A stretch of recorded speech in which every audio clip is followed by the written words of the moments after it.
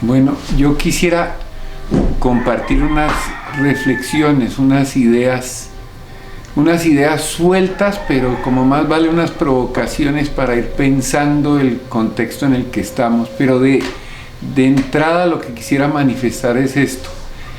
Sin quererlo y de manera natural, normalizada, aceptamos unas maneras de ver el mundo que las tenemos tan internalizadas y tan preconcebidas que asumimos que así son y no las podemos cuestionar. Justamente de lo que se trata, si yo logro transmitir algo hoy, es eso, de que empecemos a reconocer, o quienes ya lo hacemos nos reafirmemos en reconocer que eso que aceptamos como normal no es así, es una fabricación, que nosotras y nosotros podemos hacer la historia. Es más, que nosotras y nosotros debemos hacer nuestra historia y no venir a habitar, a vivir, a reproducir la historia que otros han hecho.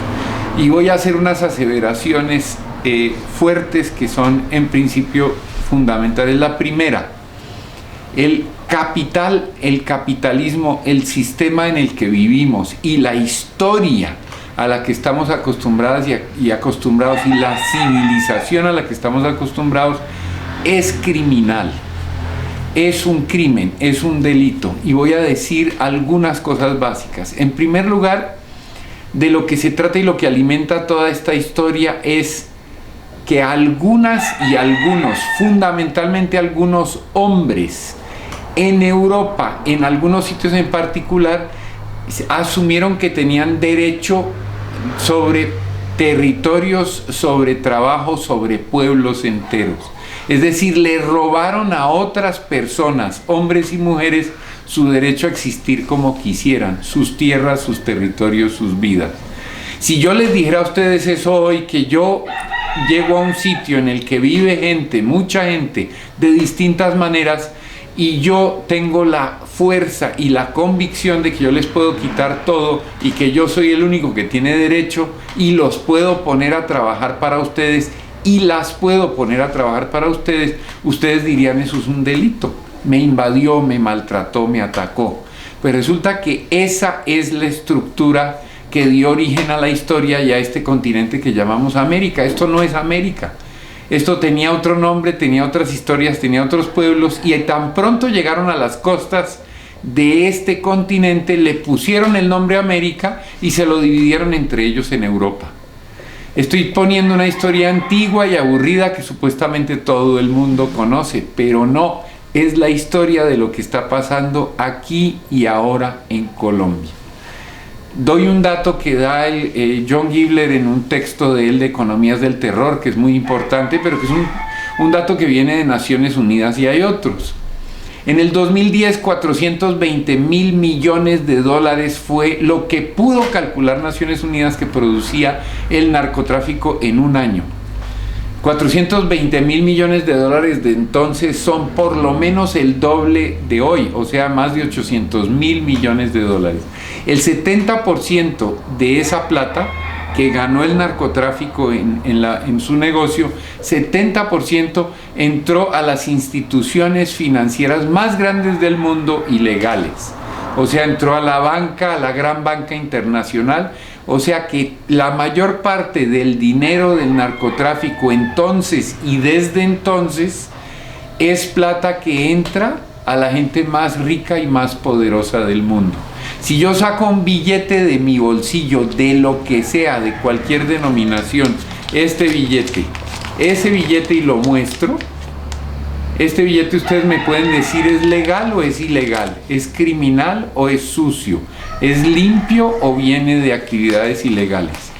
Así se entiende el narcotráfico y se entiende la actividad criminal. Resulta que yo lo que hago es producir una ganancia, sea como sea, y una vez que se genera la ganancia, empieza a circular y ya se vuelve normal. El segundo punto que quiero poner es que, bueno, el primero como conclusión de ese es: el narcotráfico es un negocio que en lo fundamental financia, apoya y enriquece al capital legal. Ninguno de los estados nuestros ignora eso, y ninguna de las clases poderosas del planeta, las más poderosas, la banca, las transnacionales y demás, pueden decir que no tienen nada que ver con eso. O sea, el narcotráfico produce dinero que le entra directamente a las arcas y enriquece a la gente más rica del mundo y les da el poder. Pero luego ellos pretenden que es una actividad ilegal y que ellos no conocen y no tienen nada que ver con eso. Entonces el segundo punto que quería plantear es el siguiente. El narcotráfico tiene dos componentes por lo menos. Un componente es pues la producción, circulación, tráfico y ganancia con las drogas y todas las estructuras que se montan para la producción, la circulación, la venta y la acumulación de ganancias, que terminan en su gran mayoría, como ya dije, en los mercados legales y en la gente rica legalizada y en los estados legales. Ese es un aspecto. El otro aspecto es que el otro componente del narcotráfico es la guerra contra el narcotráfico. Y aquí está el punto de ruptura. A nosotros nos han metido en la cabeza que el narcotráfico es una cosa mala que queda por allá lejos y hay unos narcotraficantes. Y eso es falso. Por ejemplo, si miramos hoy al norte del Cauca en Colombia, todo el mundo sabe que la producción de plantas de marihuana o de coca, que luego terminan siendo transformadas en sustancias, en drogas adictivas que entran a un mercado ilegal y generan una cantidad de ganancias, que esa producción se hace masivamente allí, que para transformar sobre todo la coca en cocaína se necesitan laboratorios y una cantidad de insumos enormes, son fábricas que llamamos laboratorios, que los insumos tienen que entrar en cantidades enormes, acetona, ácido sulfúrico y otras, y eso no entra ni por debajo de tierra ni en botellitas a escondidas, sino en grandes tractomulas y medios de transportes enormes, que hay que permitirle a eso entrar y llegar a su sitio, y los laboratorios tienen que existir en alguna parte, no pueden estar escondidos.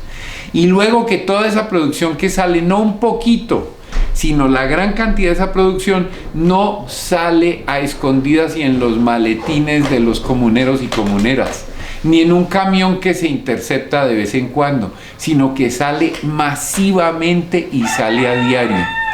Por ejemplo, en la ruta, para nombrar una, la ruta que va del Palo a Toribío, más de una persona ha dicho que por esa ruta salen y entran cantidades de insumos para la producción de drogas, y sale una cantidad de material del que se llama ilícito. O sea, eso está circulando todo el tiempo y se está moviendo. El precio que tiene la droga en el mercado, todas y todos sabemos que depende de que sea ilegal. Si es ilegal, el precio sube. ¿Y por qué sube? Porque hay una guerra contra eso, porque se va a la cárcel si lo descubren con la droga, porque consumirlo es ilegal, porque ganar dinero con eso es ilegal. Entonces el precio lo fija la guerra contra el narco. Entonces se hace guerra contra el narco para subir el precio de la droga. Si se legalizara sería mucho más barato. Entonces, de una parte se permite, se estimula, se promueve y se encubre la producción y el tráfico de drogas, y de otra parte se reprime y se persigue, o se hace como que se reprime y se persigue para subir el precio. Pero no es solo para subir el precio. La cantidad de inversión que se utiliza en la llamada guerra contra el narcotráfico es enorme, pero además permite hacer otra cosa, lo que un sociólogo africano llama la necropolítica. Necro es muerte. O sea, cuando los españoles llegaron acá, en el primer ejemplo que dimos, ellos decidieron quién podía vivir y quién debía morir, quién tenía derecho a vivir y valía la pena, y quién no tenía derecho a vivir y no valía la pena. Y lo encubrieron diciendo pues que los indios no tenían alma o no te creían en una religión equivocada. Y los africanos en África los convirtieron en esclavos justamente porque les servían como trabajo. Eso lo dijeron no porque estuvieran convencidos de que fuera cierto, lo dijeron para poder convertir al otro en alguien que fuera sujeto de su poder, para poder convertir al otro en menos, para poder ejercer un racismo que les permitiera acumular. Eso exactamente es lo que sucede hoy en día, por ejemplo, con la guerra contra el narcotráfico. Son guerras racializadas y territorializadas. Ellos necesitan un territorio para ocuparlo, para controlarlo y para generar ganancias. La guerra contra el narcotráfico se declara contra alguna gente en algunos territorios.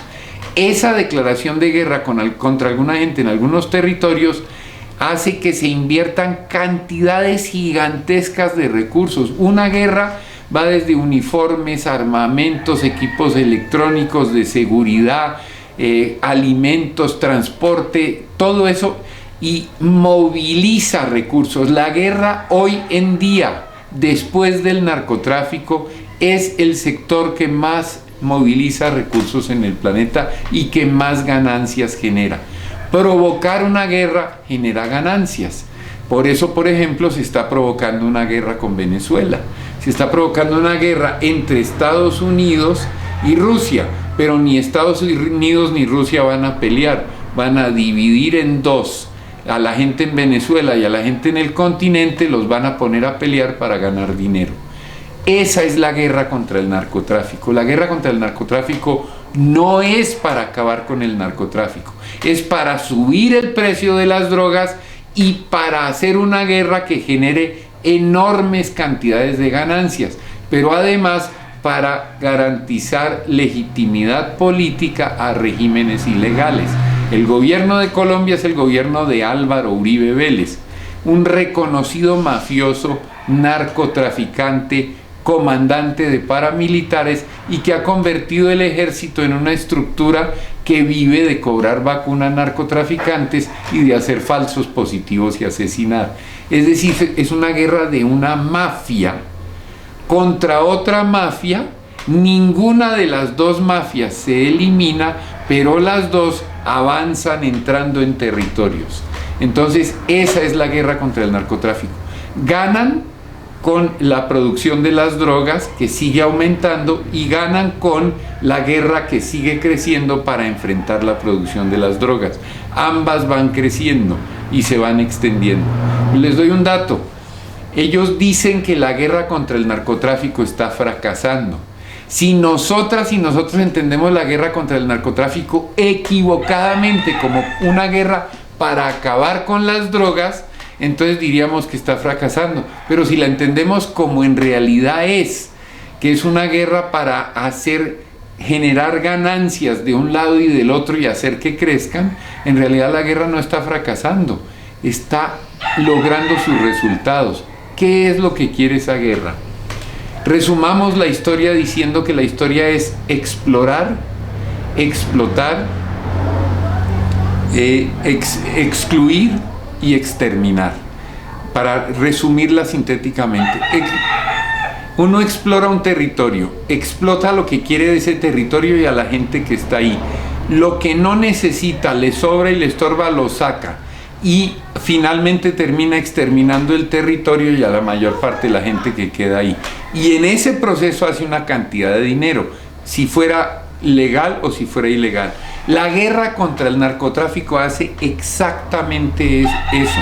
Les permite, con el pretexto de entrar a unos territorios controlados por narcotraficantes y clanes y etcétera, unos territorios que quedan por allá lejos y que nos hacen ver como que son invisibles y remotos.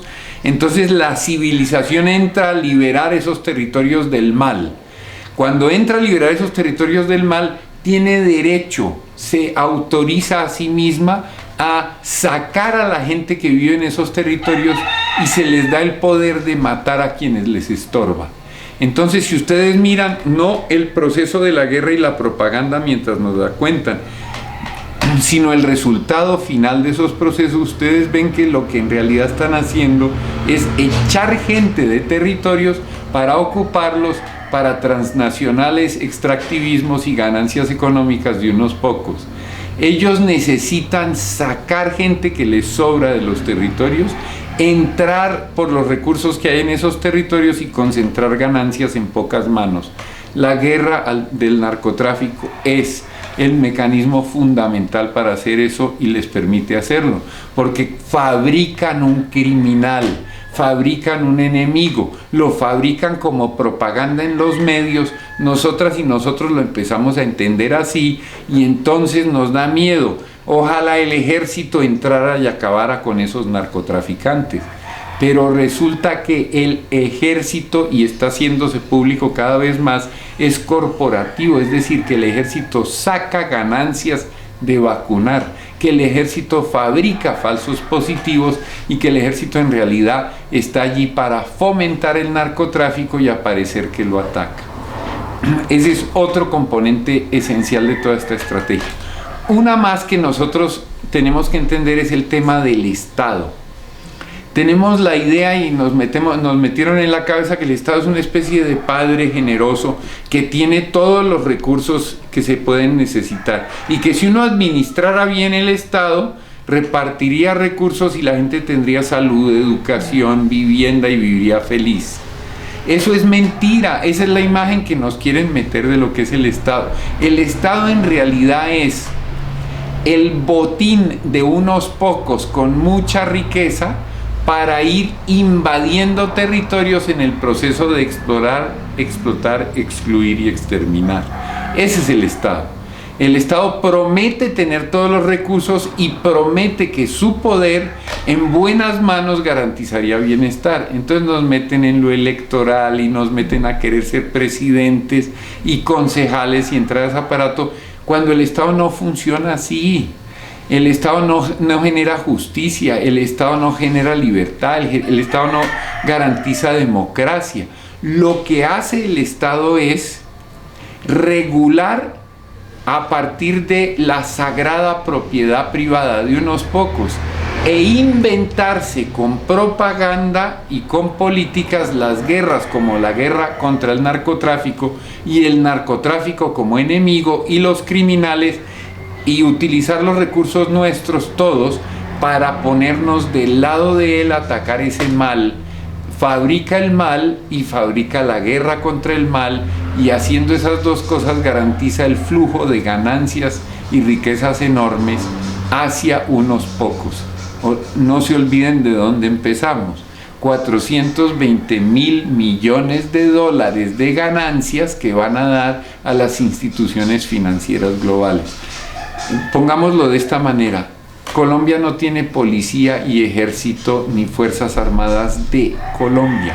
Son policía y ejército y fuerzas armadas contra Colombia, que están reguladas por unas minorías que reclutan gente pobre y los obligan a actuar por remuneración o por obligación para el servicio de la acumulación y la criminalización de alguna gente. Entonces mucha gente dirá: no, esto no es cierto. La gente que dice esto no es cierto es la que le cree a la televisión y a los medios, y no la que cree la realidad que estamos viviendo en todas partes. ¿Cómo se entiende una guerra de estas y cómo sale uno de la trampa que le ponen para explicársela? Se entiende así: no miremos el hecho coyuntural. Les voy a dar un ejemplo. Asesinan a una candidata en Suárez, Karina, y empiezan toda clase de versiones y de inmediato nos dicen que fue un disidente de las FARC y empiezan a perseguirlo. Nosotros no sabemos si es cierto o no. Lo que no nos dicen es la cantidad de cosas que se están moviendo por detrás y de intereses que se fabrican. Están asesinando o amenazando candidatas y candidatos electorales en todo el país. Entonces, defender un candidato es defender la democracia, porque es defender lo electoral, cuando todas y todos sabemos que entrar a las estructuras de poder es entrar a someterse a las mafias que controlan todos estos espacios. Pero tarde o temprano se les sale de control lo que en realidad se está moviendo, y solo voy a dar dos ejemplos para contarles, ponerles alguna evidencia de lo que he venido diciendo hasta ahora.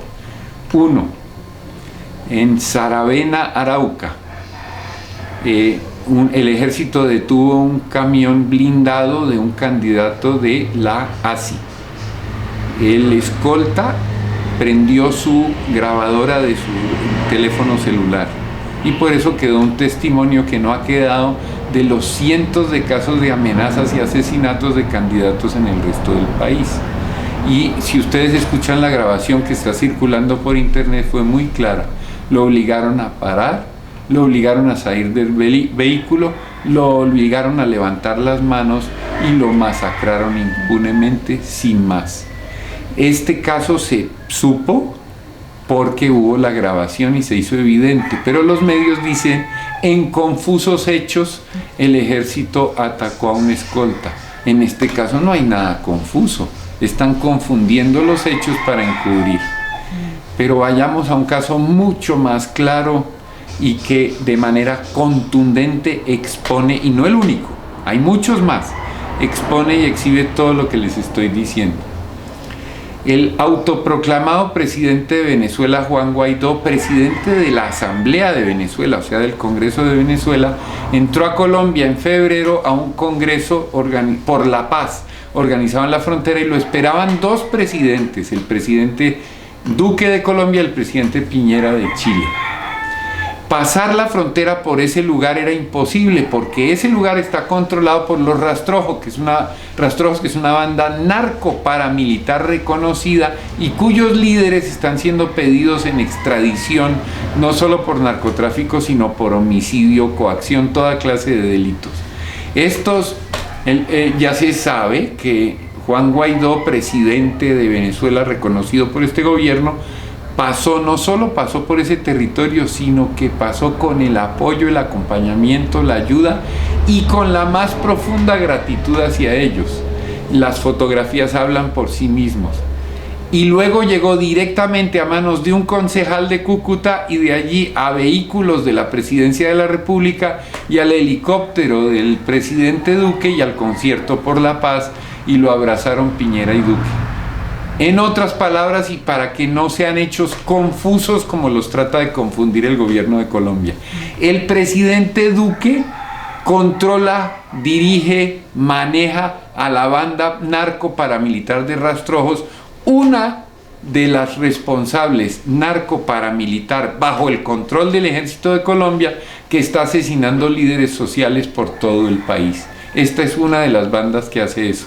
La controla aquí y la controla en Venezuela.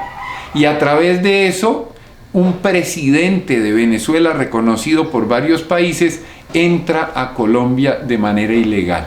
Entonces, lo que estoy diciendo con este ejemplo, entre muchos otros, es esto. El Estado colombiano es narcotraficante. La guerra contra el narcotráfico es el narcotráfico y la guerra contra la misma. Le permite asociarse con estructuras criminales que son del propio Estado para aumentar el precio de la droga, generar las ganancias, hacer el tráfico, y aquí está lo esencial que les quiero dejar. Están rehaciendo el mapa de todos los territorios de este país. Nos están expulsando de los territorios, se los están robando para pasárselos a las transnacionales, a los grandes ricos del país y a los ricos de sectores financieros y otros. Están invadiendo Colombia como cuando la invadieron hace 600 años, y Venezuela y México, donde asesinan 40 personas diarias por lo menos, y hay fosas comunes. Aquí hay una guerra que llaman guerra contra el narcotráfico, y es en realidad una guerra contra los pueblos y contra la madre tierra, que tiene dos propósitos. Uno, al final de la guerra, que la van a prolongar lo máximo que puedan, haberse quedado con los territorios que quieren, haber sacado a la gente de esos territorios, haber destruido los movimientos sociales, los movimientos indígenas, las culturas, los territorios, porque nos atrapan a un lado y otro de esa guerra y de todas. Y al final los territorios quedan despejados para las transnacionales extraer las riquezas y recursos, y nosotras y nosotros de un lado o del otro, pero la mayoría muertos, excluidos, empobrecidos o migrando al norte para tratar de trabajar como esclavos. Ese es el futuro. Están transformando nuestros países en desiertos para las ganancias y exterminando lo que les sobra de población. Pero el segundo, miren, la guerra contra nosotras y nosotros y contra la tierra la hacemos nosotras y nosotros. Soy yo, indígena Nasa, el que va a matar al otro indígena Nasa, de un lado o del otro de la guerra. Yo voy a ser soldado del ejército, yo voy a ser rastrojo, autodefensa campesina, gaitanista, yo voy a ponerme de este lado, o yo voy a ser ejército y policía. Yo voy a ser soldado de Guaidó o soldado de Maduro. Yo voy a ser de un cartel del narcotráfico del otro. Y al final, yo, como ya lo estamos viendo en Colombia, en los territorios indígenas y en los territorios Nasa y en el norte del Cauca, yo voy a matar a otro Nasa porque es guardia indígena. Yo voy a matar a otro Nasa porque es autoridad o por lo que sea. Y yo voy a matar a otro Nasa porque está metido en esta disidencia o en este grupo paramilitar, y al final están riéndose. Nos mandaron a matarnos entre nosotros para llenarse de plata, robarnos los territorios, y nosotras y nosotros estamos en un bando y en el otro de una guerra contra el narcotráfico, que es la guerra contra nosotros. Lo que nos toca hacer es entender que esa guerra es de ellos y no meternos a esa guerra y echarlos de los territorios. ¿Y saben qué? Quien quiera que haya sido cómplice de esa guerra y que ahora esté llamando al Estado a que nos defienda o sumándose a las disidencias o a los carteles, es enemigo de los pueblos. Abramos los ojos. La libertad es no caer en la trampa ni del Estado ni de las guerras que son siempre contra los pueblos para enriquecer a unos pocos. O somos autonomía con el territorio, en el olvido al que nos condenan y con la tierra a la que pertenecemos, recobremos nuestras memorias y defendamos nuestra libertad. Y no sigamos haciendo el juego de estúpidos para matarnos entre nosotros y que se enriquezcan ellos. La guerra contra el narcotráfico es la guerra de Duque y Uribe y Trump y los ejércitos contra los pueblos para invadirnos. Abramos los ojos ya. Que 2 generaciones o 3 generaciones más tarde no haya un nieto nuestro, una nieta nuestra diciendo: y estos idiotas me tienen aquí viviendo como esclava porque hicieron la guerra para que se enriquecieran los otros. Abramos los ojos ya, que ya es tarde. Eso quería decirles y ojalá sirva como provocación. Hay mucho más y más ejemplos, pero por favor piensen, no acepten el Estado, no acepten la guerra, no acepten los lados del narcotráfico. Hoy en día están amenazando y matando candidatas y candidatos para militarizar los territorios y extender la guerra. Lo que hay que parar es la guerra. Todas las guerras les sirven a ellos porque hay una sola guerra, la guerra contra los pueblos y contra la tierra.